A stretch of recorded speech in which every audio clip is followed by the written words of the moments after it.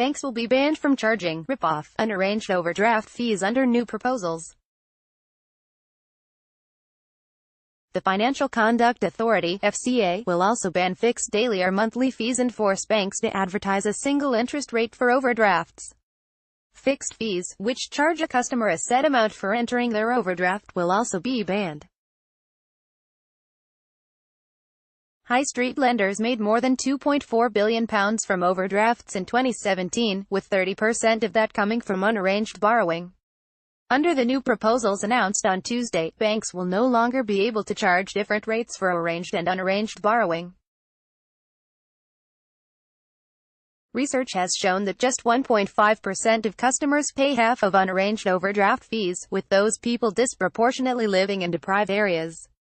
The fees can be more than 10 times as those for payday loans, which have already been targeted by an FCA crackdown. Charges will be simplified and standardized so customers can easily compare different products. The watchdog said it will also tell banks to do more to identify and help customers showing signs of financial difficulty use their overdraft less.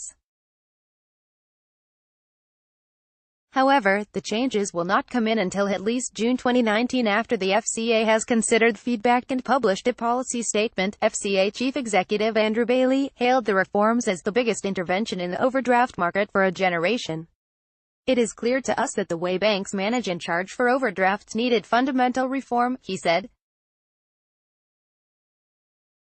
These changes would make overdrafts simpler, fairer, and easier to manage, money-saving expert founder Martin Lewis said. Now even the regulator, thankfully, is starting to feel that it's unfair to make society's poorest pay for others' banking via hideous charges designed to entrap people in debt.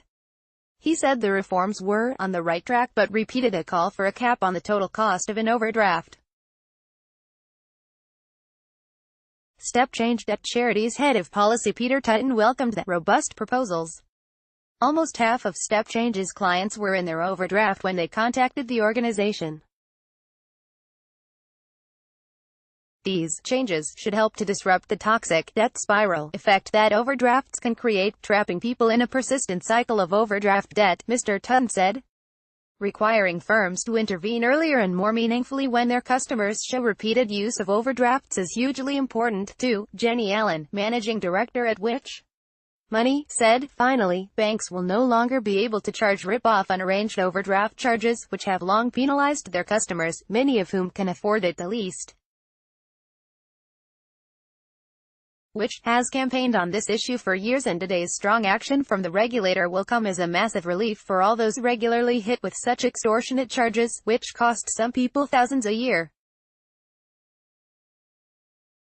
The regulator must now ensure these important changes are swiftly introduced and enforced to finally stop this unfair practice and put an end to these excessive fees. The overdraft proposals are the latest in the FCA's review of high-cost credit.